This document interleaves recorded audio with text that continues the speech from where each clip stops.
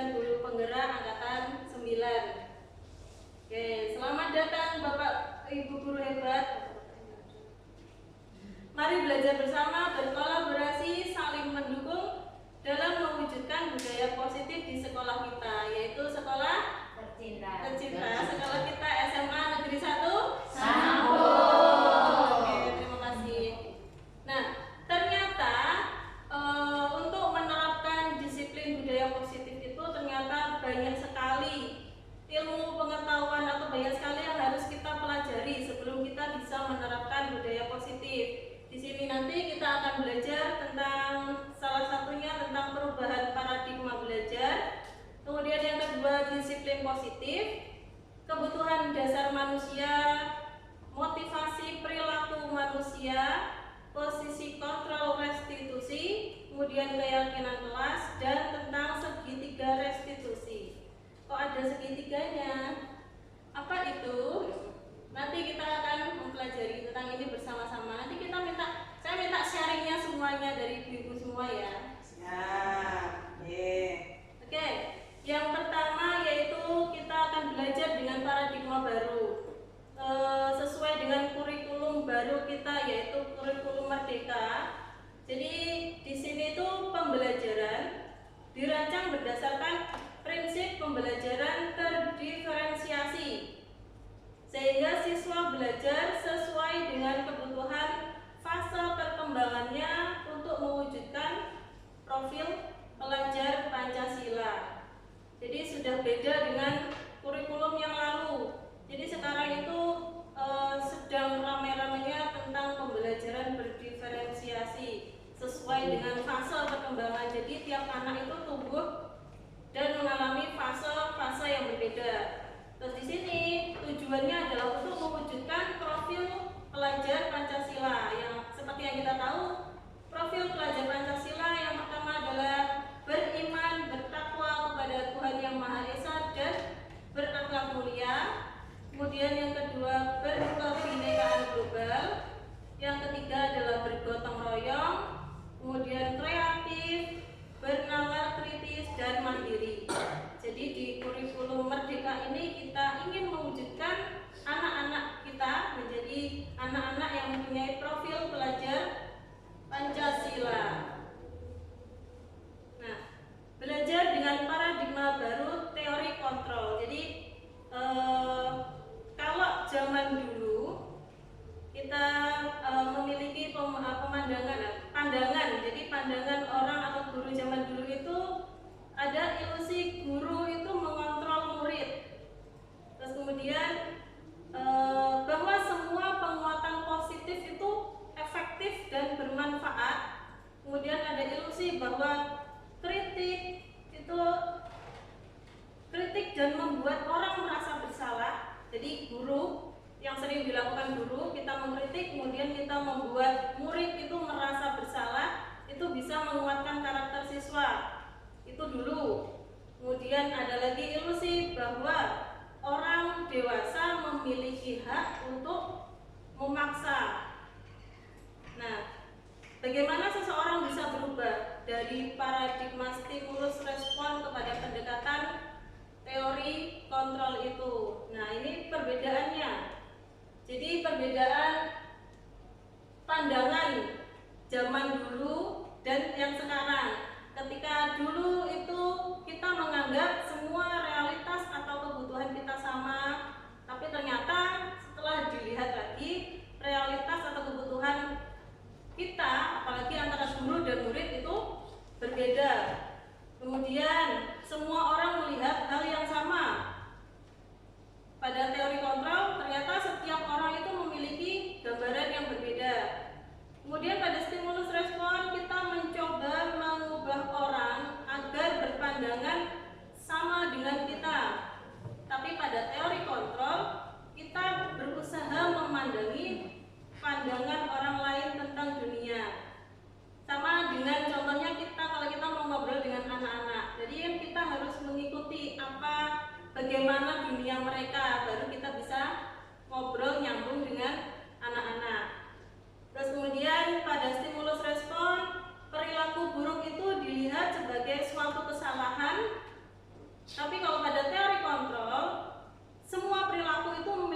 tujuan.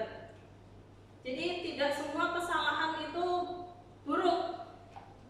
Semua orang pasti pernah berbuat salah dan itu ada tujuannya. Kemudian pada stimulus respon selanjutnya orang lain bisa mengontrol saya. Kalau pada teori kontrol hanya Anda yang bisa mengontrol diri Anda. Kemudian pada stimulus respon saya bisa mengontrol orang lain.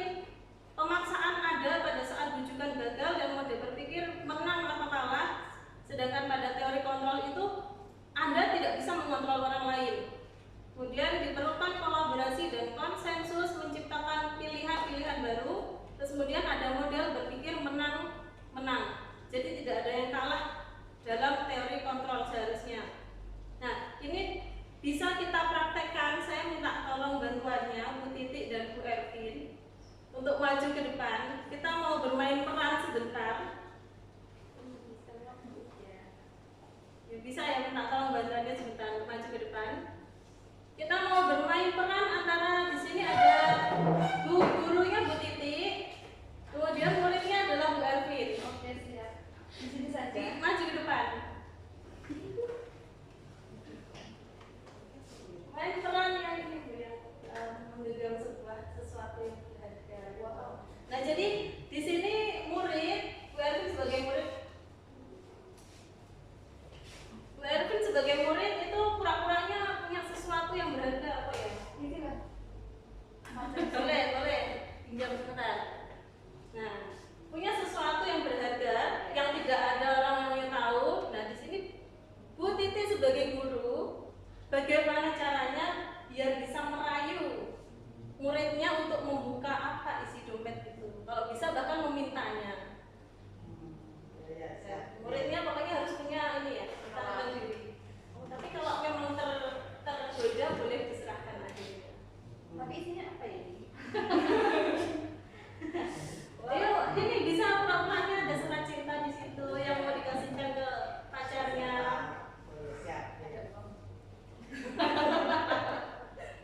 Selamat siang, Ervin. Iya, siang Bu Guru.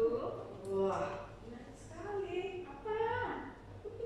Dompetku itu loh, wow, Bu Titi aja nggak punya loh kayak gitu. Oh iya, ini menarik. Kira-kira apa tuh yang ada di dalamnya? Ada Bu, ada sesuatu di dalam sini. Apa? Tidak saya kasih tahu. Penasaran. Ayo, nah, lihat coba. Apa tuh yang Enggak ada di boleh. dalamnya? Ini sangat rahasia. Apa aja murid rahasia-rahasiaan sama bu gurunya, ayo. Ini barang penting Bu, tidak perlu dikasih tahu ke semua orang, hanya saya yang tahu. Gimana? Kira ini membuat saya semakin pengen tahu saja. Jangan-jangan itu Apa? sesuatu yang ini Tidak, berbahaya. tidak Bu, ini tidak berbahaya. Ini tidak Kalau berbahaya. tidak berbahaya, ayo coba kasihkan ke Bu Titi. Ini pengennya lama apa cepet Bu? Tidak apa-apa. Apakah Bu Titi bisa mengambil hatinya Ayo muridnya? saya, ya Allah, saya Bu Titi itu pengen tahu banget loh. Kalau nggak berbahaya, coba kasih lihat sama Bu Titi. Bu, kalau dikasihkan, saya mau kasihkan ini, tetapi harus ada imbal baliknya gimana? Iya. Oh gitu. Bu ya wes, gimana kalau nanti Bu Titi setelah tahu itu kita makan bakso? Oh gitu, di mana Bu? Di belakang, saya belakang ada bakso yang enak. Kalau di belakang Bu. Kalau di belakang itu sangat murah sekali Bu. Gimana kalau kita keluar? Oh siap, ayo kita saya apa sih itu isinya? Ya kalau gitu daripada lama-lama ya ini saya kasihkan. Berhasil dengan Bu Titi imbal berhasil balik. merebutnya. Wow. Dewi. Oke, terima kasih Bu Titi dan Bu Ervin. Jadi itu tadi salah satu contohnya. Ternyata siapa sih yang bisa mengontrol diri Anda, Bu Ervin? Apakah Anda sebentar, Bu Titi? Apakah kira-kira Anda bisa memaksa? Bagaimana tadi maksudnya ketika pemaksaan itu sulit atau mudah? Pemaksaan itu jelas akan mengalami kesulitan. Ya.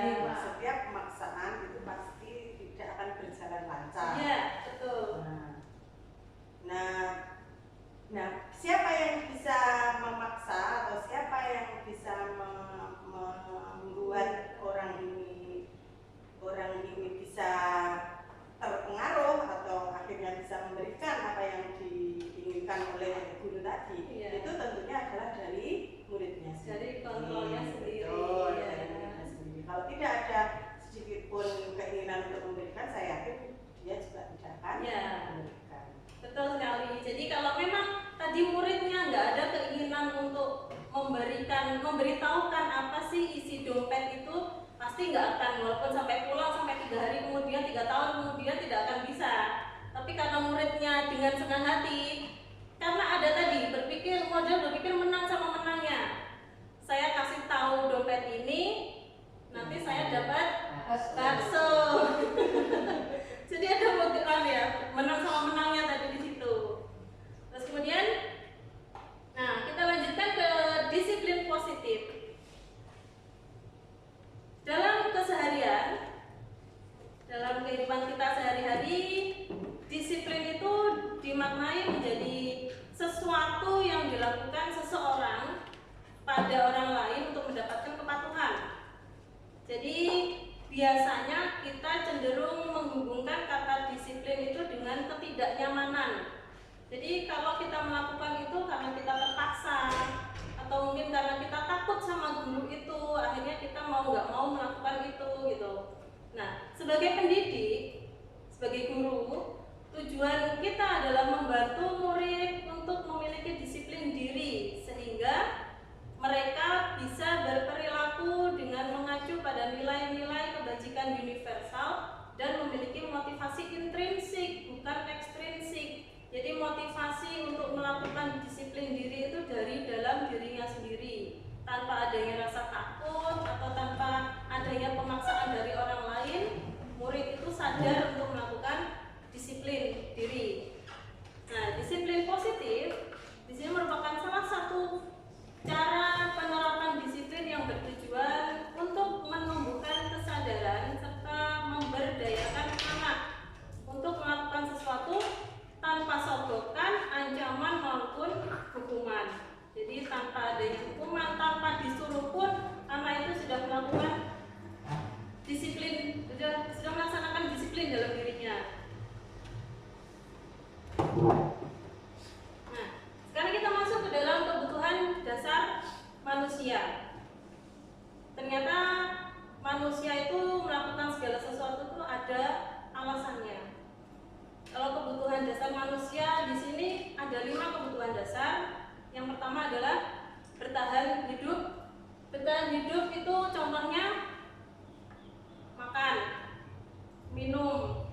Jadi kita makan untuk hidup atau sebaliknya. Kita hidup untuk makan. Kita makan untuk hidup.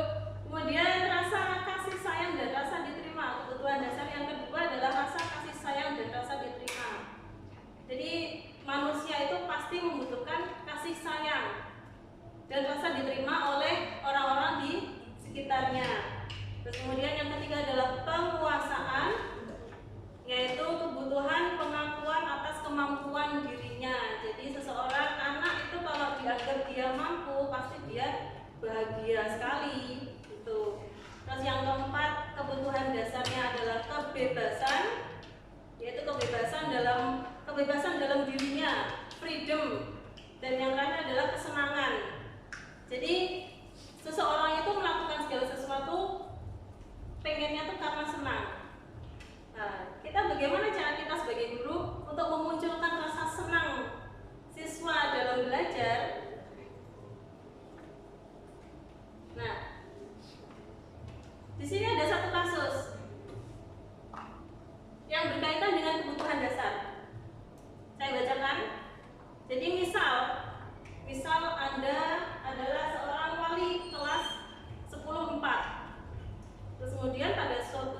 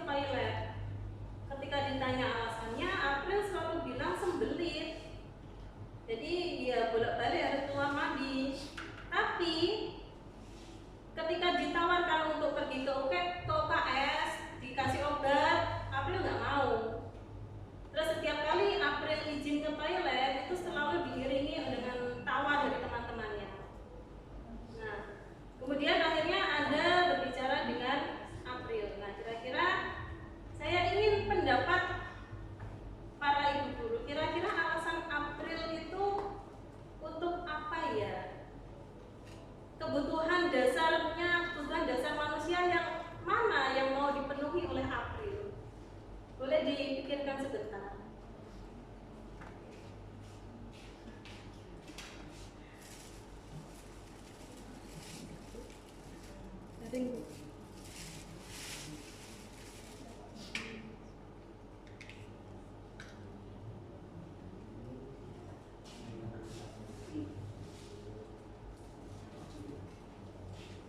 Kira-kira ada yang mau berpendapat kalau kasusnya seperti itu, kira-kira April itu kebutuhan dasar apa yang mau dipenuhi oleh April? Perhatian. Perhatian. Berarti dia berkali-kali izin karena ingin mencari perhatian guru atau temannya, Bu? Gurunya. Gurunya. Yuk, April. Caper karena temannya. Mencari perhatian temannya. Berbalap pakai caper. Ya. Ya. Ada lagi? Ya bisa. Bisa. Bisa. Ada lagi? Kira-kira kenapa sih bolak-balik izin ke toilet padahal tidak Kemungkinan sakit? anaknya rasa ada satu permasalahan yang tidak bisa diselesaikan. Ya, kemungkinan karena resah jadi tidak bisa menyelesaikan Permasalahannya. permasalahannya. Jadi akhirnya selalu izin ke belakang gitu ya. Nah, ternyata setelah kita tahu alasannya, nah cerita sekarang kita lihat dari sudut pandangnya April. Anda adalah April. Awal kali masuk kelas, Anda jarang berinteraksi dengan teman sekelas Anda. Dan ternyata susah ya berteman itu. Akhirnya Anda ingin dekat dengan teman-teman Anda. Nah, suatu hari sebelum sekolah dimulai, Anda sedang berbicara dengan teman-teman kelas Anda dan berdiskusi mengenai hal apa ya yang lucu kira-kira untuk dilakukan. Nah, Anda iseng mengeluarkan ide untuk selalu izin ke toilet pada jam pelajaran. Tidak disangka teman-teman Anda itu setuju. Oh iya, apik kuwi. Izin terus. Dan menantang April untuk melakukannya. Kan yang punya ide April. Akhirnya April ditantang untuk melakukannya. Tidak disangka ini. Terus kemudian pertama kali mencoba pada jam pelajarannya Bu Dewi pada kelas matematika, pada saat matematika kan pelajaran yang sangat ya gak penak membosankan. Pada pelajaran matematika di tengah pelajaran Anda mengangkat tangan untuk izin ke toilet. Terus kemudian izin diberikan oleh Bu Dewi. Sampai toilet nggak ngapa-ngapain, setelah itu kembali ke kelas, kemudian mendengarkan. Nah, ketika Bu Dewi sudah bilang, ada yang mau ditanyakan? Saya Bu. Izin. Ada yang mau ditanyakan April? Enggak Bu, saya mau izin ke toilet. Ternyata April izin ke toilet lagi. Kemudian ketika Anda mengatakan itu, teman-teman Anda itu tertawa. Kan memang yang tadi rencananya memang mau membuat lelucon, ya kan? Jadi kayak ngeprank gurunya gitu ya. Teman-teman Anda tertawa, terus kemudian sampai jam mata pelajaran berikutnya pun tetap dipraktekkan seperti itu. Tapi setelah Anda mempraktekkan itu, ternyata teman-teman jadi suka. Terus akhirnya setelah hari itu Anda jadi akrab dengan teman-teman sekelas Anda dan Anda pun merasa senang karena akhirnya bisa lebih akrab dengan teman-teman sekelas. Berarti tadi kebutuhan dasarnya yang ingin dicari tadi apa? Perhatian, rasa sayangnya, ya kan? Jadi dia pengen diperhatikan sama teman-temannya tapi bingung mau gimana gitu. Jadi kan ternyata beralasan ya. Ternyata apa yang dilakukan April dengan setiap kali izin ke toilet itu beralasan karena dia ingin mencari perhatian teman-temannya. Kalau yang April kita nggak tahu, belum diketahui sebabnya. Mungkin ada yang mau mencari tahu. Ada yang namanya April. Aslinya tahu di leset nih. April Leo. Oke. Aslinya tahu tapi di leset. Tahu. Ngomong lagu menerangkan ngomong-ngomong lepas. Iya.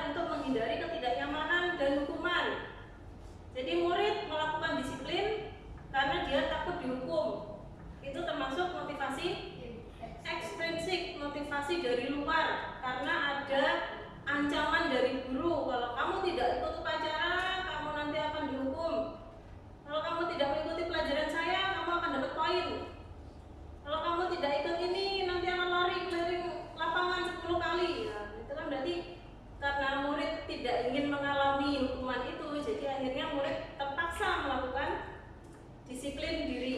Terus kemudian yang kedua, alasan. Yang kedua yaitu untuk mendapatkan imbalan atau penghargaan dari orang lain. Reward ini ya. Jadi murid melakukan disiplin diri karena dia ingin mendapatkan imbalan. Imbalannya berupa apa? Nanti kalau sudah mengerjakan, kalau mengerjakan tugas ini minimal 2 halaman penuh, nanti nilainya 80. Kalau isinya bagus, nilainya bisa 90. Nah, itu berarti ada imbalannya. Terus kemudian ada lagi yang mau angkat tangan dapat permen. Berarti kan itu karena adanya reward atau motivasi ekstrinsik dari luar. Terus kemudian yang ketiga, motivasi yang ketiga yaitu menghargai nilai-nilai kebajikan diri sendiri.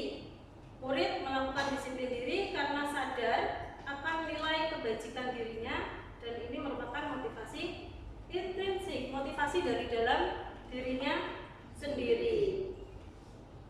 Nah, di sini ada disiplin berhasil ditegakkan. Itu termasuk gagal apa sukses ya? Ternyata ada penegakan disiplin yang gagal dan penegakan disiplin yang sukses. Gitu ya, berarti ya.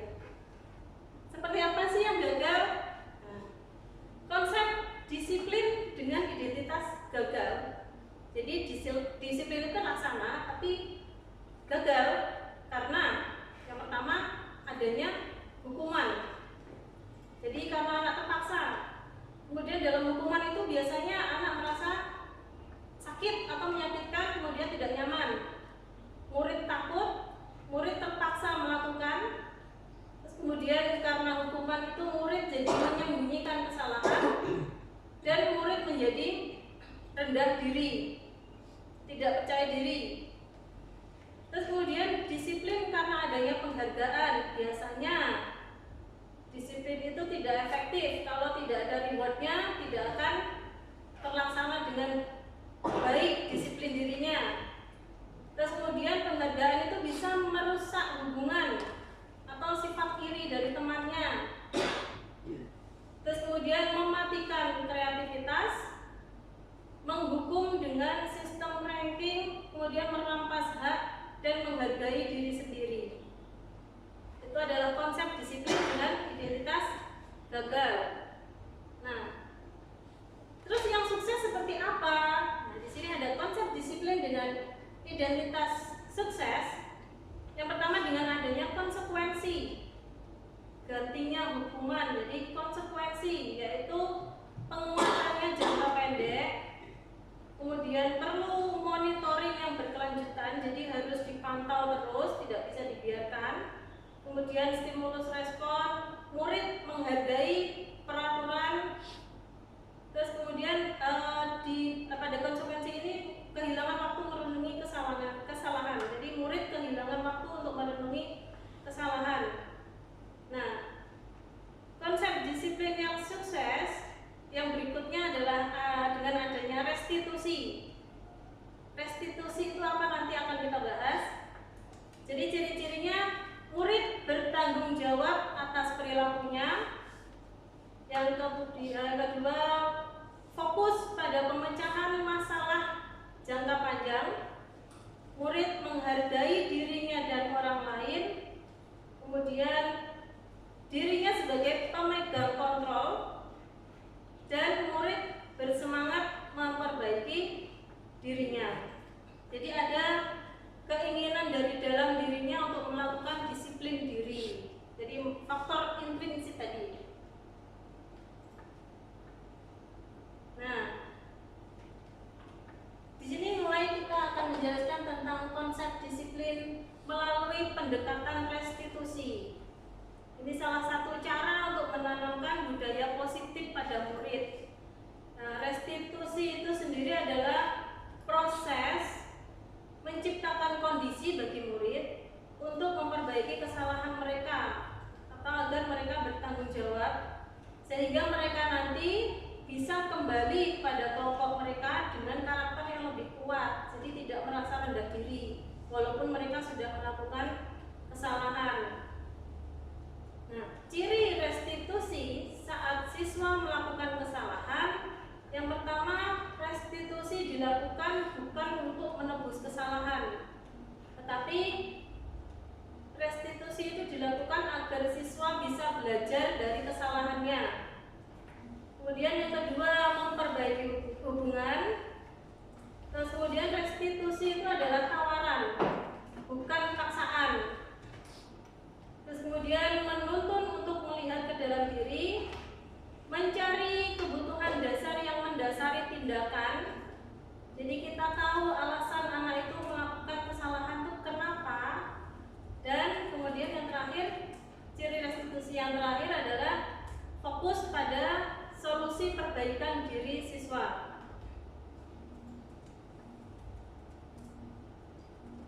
Nah, di sini ada contohnya.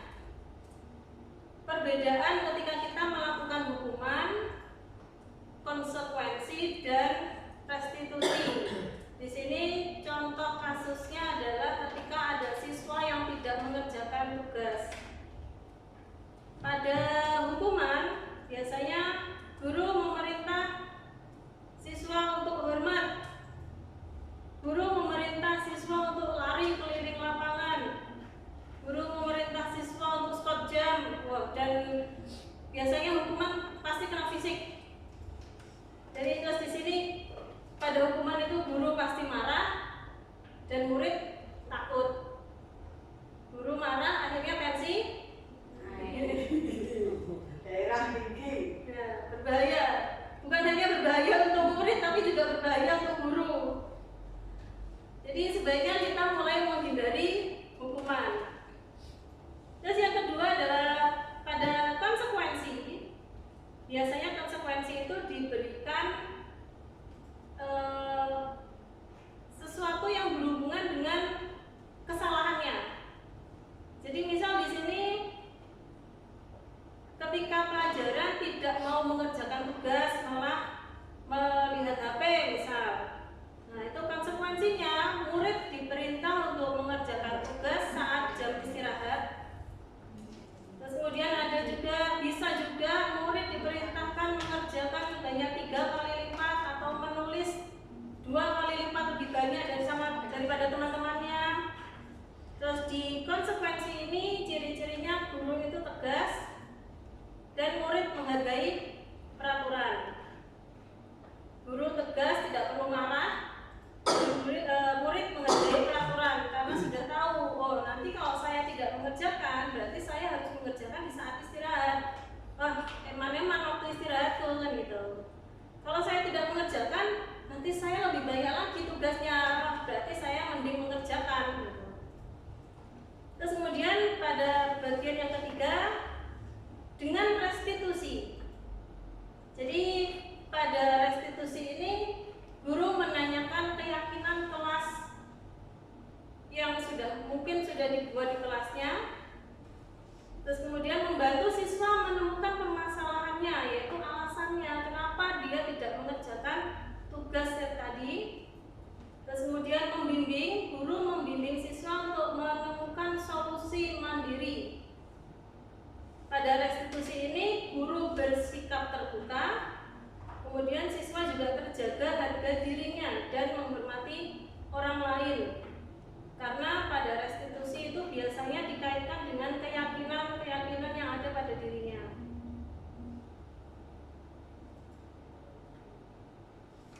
Nah,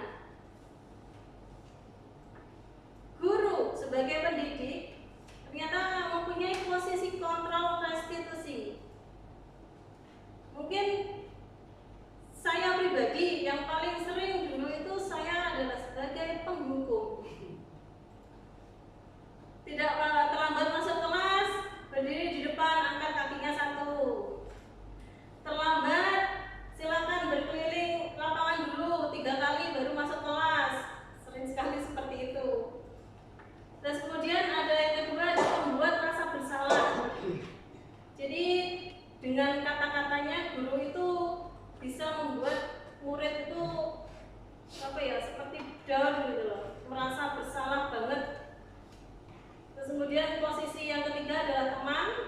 Guru bisa menempatkan dirinya sebagai teman. Terus yang keempat, guru sebagai pemantau dan guru sebagai manajer. posisi yang mana? Teman, manajer yang sudah belajar jawabnya manajer. Yuk, kita lihat lagi. Dari yang pertama, posisi penghukum. Seorang penghukum bisa menggunakan hukuman fisik maupun verbal. Jadi bisa dengan fisik, bisa dengan kata-kata juga. Kemudian orang yang menjalankan posisi penghukum biasanya mengatakan bahwa sekolah itu perlu sistem atau alat yang lebih bisa digunakan untuk menekan murid-murid lagi. Jadi harus ada si keamanan, nanti dapat poin di situ. Keren. Jadi posisi penghukum tuh biasanya seperti itu. Terus kemudian kata-katanya, biasanya kata-kata guru dalam posisi penghukum itu patuhi aturan saya, atau awas nanti kalau kamu tidak melakukan. Ancaman. Ya, jadi penuh dengan ancaman ya kalau posisi penghukum. Nah, hasilnya pada posisi penghukum ini murid bisa marah atau dendam atau bersifat lebih agresif lagi. Bisa jadi setelah kembali duduk, setelah dihukum kembali duduk, murid itu akan mencoret-coret bukunya atau meja tulisnya dan dengan kata-kata yang tidak pantas, dengan kata-kata yang lebih kasar lagi. Atau lebih buruk lagi, pulang sekolah murid itu bisa jadi melihat motornya tadi, bu guru ini motornya ini, kemudian digembos, bisa dibocorkan ininya atau dicoret dengan paku bodi motornya. Jadi itu penuh dengan dendam. Apakah ibu-ibu mau berada dalam posisi penghukum setelah melihat ini? Tidak ya, saya juga tidak. Saya baru sadar setelah belajar ini, ternyata berbahaya ya. Berbahaya posisi penghukum tuh banyak ininya. Nah, kemudian yang kedua adalah posisi pembuat rasa bersalah. Pada posisi ini biasanya guru itu akan bersuara lebih lembut karena pengen mendapatkan hatinya. Terus kemudian membuat rasa bersalah akan menggunakan keheningan yang membuat orang lain merasa tidak nyaman. Kok kayak horor ya? Hening, tidak nyaman, merasa tidak nyaman, bersalah atau rendah diri. Kata-katanya, contohnya, gimana coba kalau orang tua kamu tahu kamu berbuat seperti ini? Kalau murid dengar seperti itu kan langsung mikirnya, ya Allah, iya ya orang tuaku. Jadi di posisi ini murid akan memiliki penilaian yang buruk tentang diri mereka. Murid merasa tidak berharga karena sudah mengecewakan orang-orang yang disayanginya. Nah, kadang-kala sikap seperti ini tuh lebih berbahaya karena emosi dalam siswa akan tertanam rapat, kemudian bisa menumpuk dan akhirnya bisa menyebabkan yang paling parahnya itu bunuh diri. Jadi kayak membuli melalui perkataan gitu. Terus kemudian ada yang ketiga adalah posisi teman, posisi favorit sepertinya. Posisi teman, saya pun juga berpikir seperti itu. Kayaknya asik kalau berteman sama murid-murid ya. Di posisi ini guru tidak akan menyakiti murid, tapi akan tetap berupaya mengontrol murid melalui persuasi.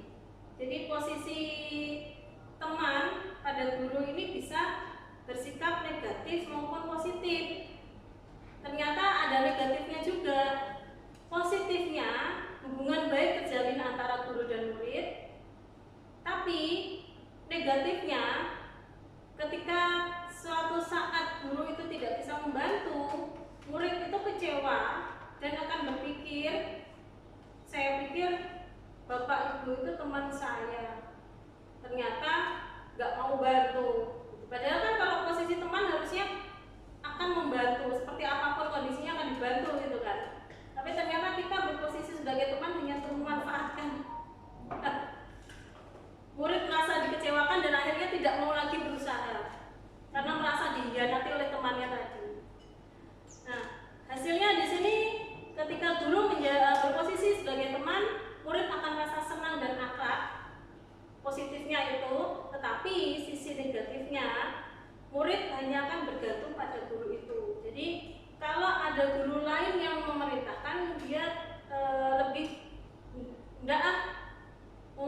cuman ibu itu aja yang nyuruh. Enggak lah, ini guru ini nggak asik, ini bukan temanku, jadi saya tidak mau menuruti, misal seperti itu. Jadi ternyata posisi teman bukanlah posisi yang pas untuk guru. Tapi bisa. Kadang kita nanti ada lagi. Terus kemudian yang keempat di sini ada posisi pemantau. Memantau berarti mengawasi. Saat kita mengawasi, kita bertanggung jawab atas perilaku orang-orang yang kita awasi. Posisi pemantau ini berdasarkan pada peraturan-peraturan dan konsekuensi. Contohnya, kalau menemui murid yang melakukan kesalahan, kamu tahu peraturannya apa? Apa yang sudah kamu lakukan? Sanksinya atau konsekuensinya kalau kamu melakukan itu seperti apa? Jadi murid memahami konsekuensi yang harus dijalankan karena telah melanggar. Tapi di sini guru tidak menunjukkan emosi. Jadi guru tidak menjadi marah dan guru tidak membuat murid merasa bersalah karena murid tahu sendiri. Nah, kemudian di sini guru tetap harus memantau murid pada saat pengerjaan tugasnya karena murid tidak bisa ditinggal seorang diri. Jadi benar-benar guru sebagai posisi pemantau. Nah, ini yang terakhir, posisi terakhir, posisi manajer. Posisinya. Jadi posisi manajer itu di mana guru bisa berbuat sesuatu bersama dengan murid, mempersilahkan murid mempertanggungjawabkan perilakunya, mendukung murid agar dapat menemukan solusinya gitu. Jadi, nah di posisi manajer ini guru memiliki keterampilan di posisi teman maupun pemantau. Jadi bisa tiba-tiba menjadi teman, bisa tiba-tiba menjadi pemantau gitu, bisa tiba-tiba menjadi manajer. Nah, terus kemudian fokus posisi manajer itu ada pada murid, bukan untuk membahagiakan guru atau malah orang tua. Jadi murid itu kalau melakukan suatu kesalahan, dia sudah tahu. Terus bila guru mengambil posisi pemantau, guru akan melihat apa konsekuensi dan peraturannya. Jadi dalam posisi manajer ini, guru akan mengembalikan kesalahan yang dilakukan oleh murid itu tadi kembali ke keyakinan kelasnya atau keyakinan dirinya tadi. Terus kemudian jika kamu meyakininya, apakah kamu bersedia memperbaikinya? Gitu. Jadi pada posisi manajer, guru akan mengembalikan tanggung jawab pada murid untuk mencari jalan keluar permasalahannya. Nah, keyakinan kelas. Kenapa kok keyakinan kelas? Kenapa bukan peraturan kelas? Mungkin ada yang sudah pernah mendengar. Kenapa kok sekarang bukan peraturan kelas? Contoh di kehidupan sehari-hari kita adanya peraturan memakai helm. Ada peraturan memakai helm saat berkendara motor. Tujuannya buat apa? Saya Bu, Yuk. kenapa bukan peraturan kelas? Ya. Karena biasanya kalau aturan mesti dilanggar. Peraturan dibuat untuk dilanggar. Betul sekali. Peraturan dibuat untuk dilanggar, makanya diganti dengan keyakinan kelas. Karena kalau keyakinan kita yakin, kita sama-sama meyakini. Nah, contohnya di sini peraturan pakai helm untuk apa sih pakai helm? Pakai helm untuk apa? Keamanan diri. Untuk gaya. Untuk gaya. Iya, untuk keamanan.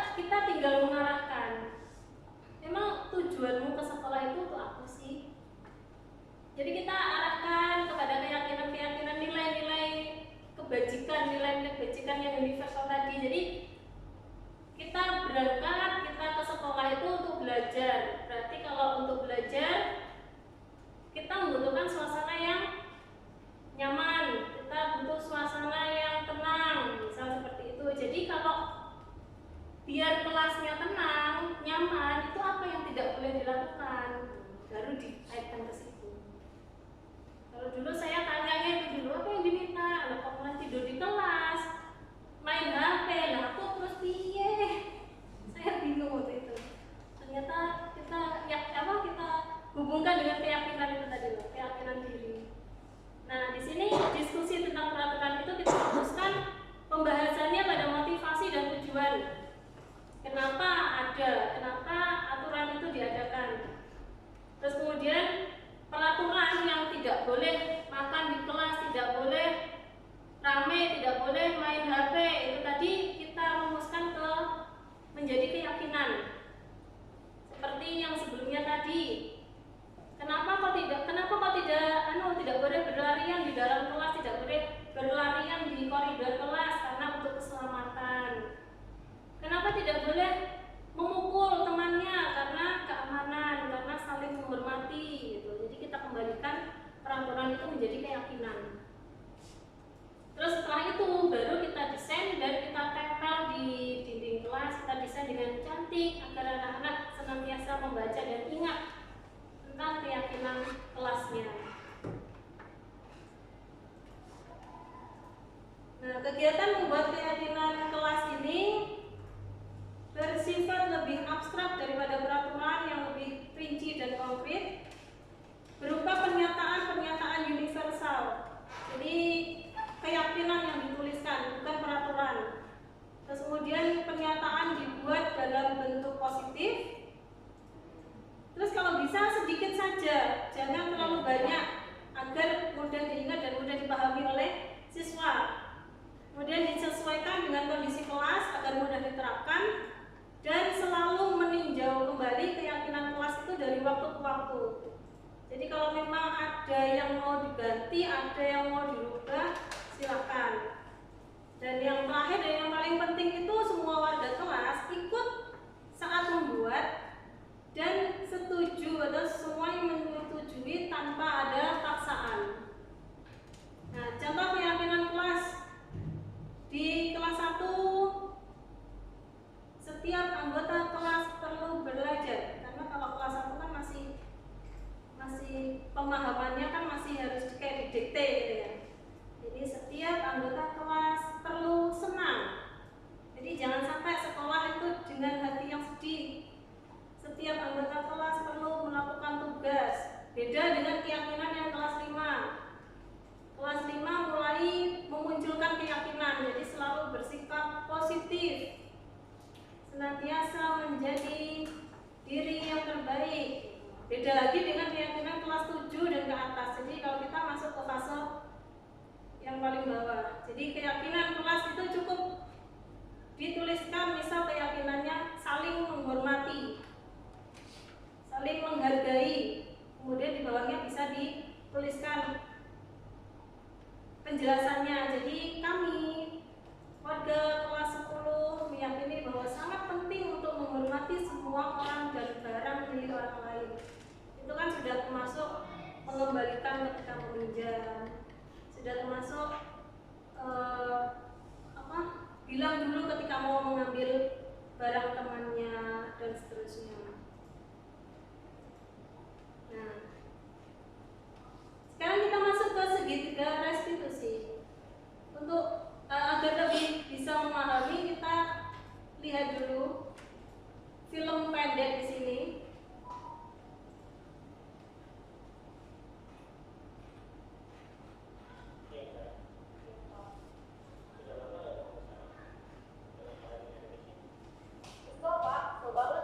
Masa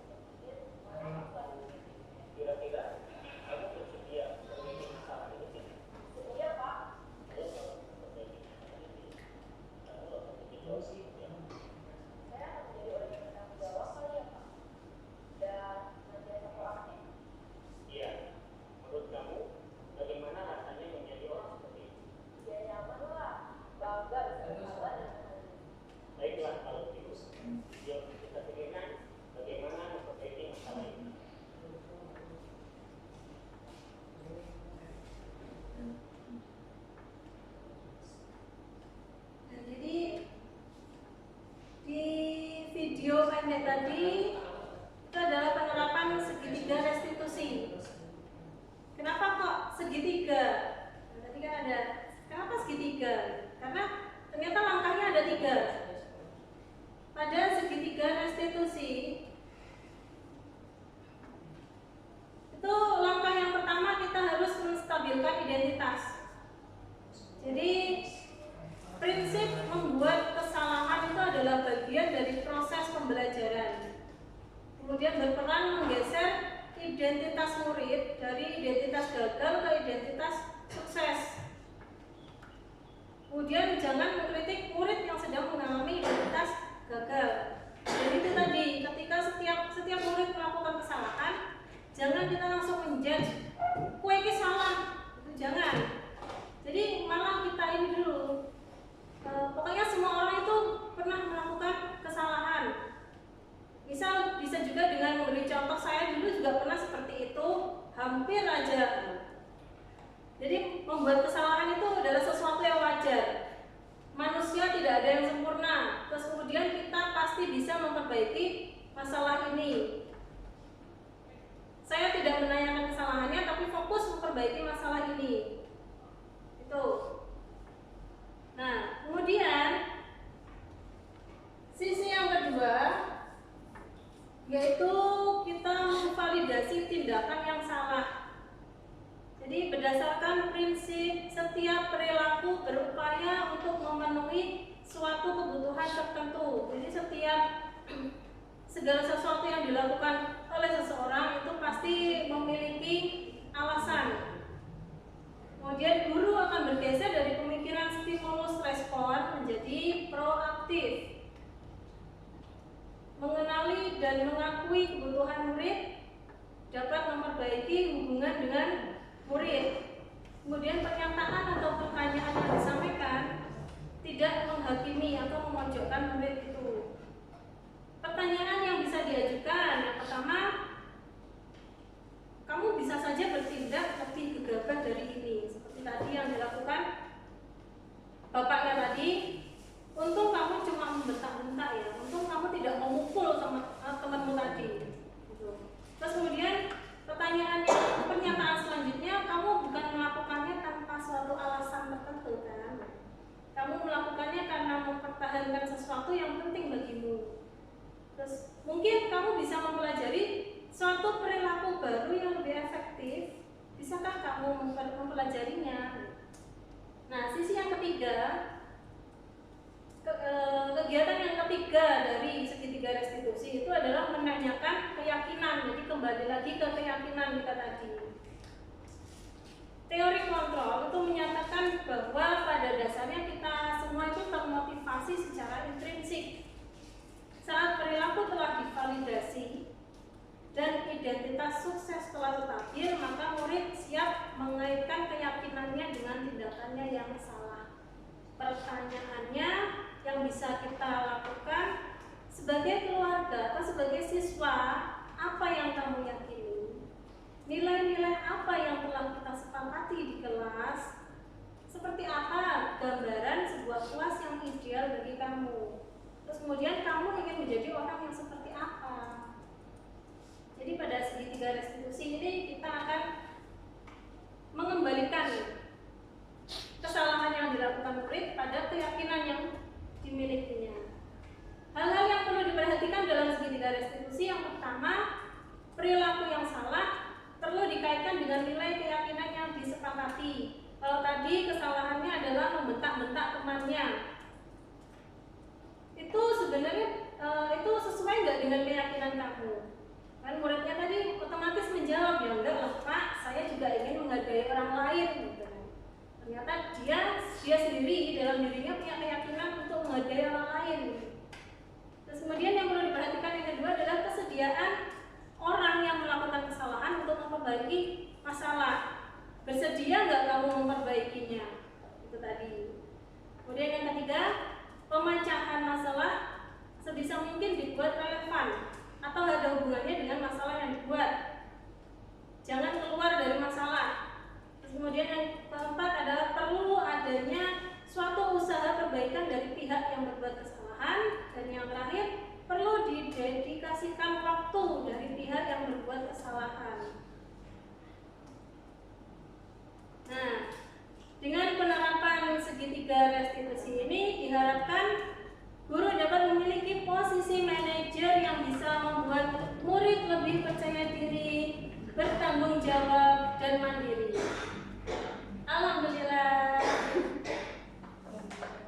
Nah, demikian untuk paparan teori dari saya. Mungkin ada yang perlu disampaikan untuk menguatkan atau ada yang ditanyakan.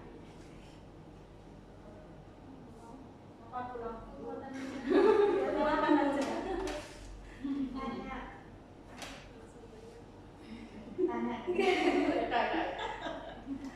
Keyakinan kelas sama kesepakatan kelas itu bedanya apa? Keyakinan kelas dan kesepakatan kelas. Ya, apa itu sama? Kalau toh itu bedanya apa? Kalau menurut saya ya, kalau kesepakatan kelas itu kan lebih ke peraturan yang disepakati apa. Biasanya kalau kesepakatan kelas, misal jika terlambat harus membayar 2.000, gitu ya. Jadi satu kelas sepakat. Nah itu seperti lebih ke peraturan. Jadi jika terlambat harus membayar 2.000. Tapi untuk keyakinan, jadi belum masuk ke keyakinan kelas. Kalau untuk keyakinan kelas, bisa ditempelkan satu kata besar. Kita harus disiplin waktu. Jadi secara tidak langsung pelan-pelan menanamkan kepada diri siswa itu untuk disiplin tanpa ada hukuman. Kalau tadi kan ada pada kesepakatan, kita sepakat membayar 2.000, itu bisa jadi hukuman. Nah, ini melopos loh Mbak. Iya. Iya. Kalau di IPS 1 yang kesepakatan itu jalan ya Bu? Tapi tadi lesu tau. Lesu. Protes, Iya. akhirnya 5.000, terus protes ke saya, terus akhirnya buat kesepakatan lagi 2.000. Jadi Akhirnya 2.000. ini. Jelas. Sik ya, terus kok sepakat yo rasa protes kayak aku kulit keren karo beri. Iya, karena kalau di kesepakatan yang tadi disebutkan kan adanya hukuman. Hukumannya apa? Membayar uang sebesar itu. Terus kalau ini melopos ini. Terpepet ke dinas sosial pas aku. Paling asik. Mungkin sudah ada lagi yang mau ditanyakan? Bu, adanya membayar uang kas kelas ya misalnya. Kas. Ya. Itu apa tidak ada unsur Enggak, unsur apapun. Ini. Beli. pasangan. Kalau untuk kas kelas kan kita memang memerlukan ya. Terus kemudian kas kelas itu biasanya diadakan karena ada kesepakatan. Jadi semuanya sepakat membayar ini, ya kalau tidak membayar kan tidak ada hukumannya, tidak ada ininya kan. Jadi mungkin kalau yang tidak membayar dikasih waktu lebih nanti, atau bisa dicicil 500 di kelas saya gitu. Jadi mencicil 500 per hari nggak masalah, yang penting kas itu terbayarkan. Jadi atas dasar kesepakatan.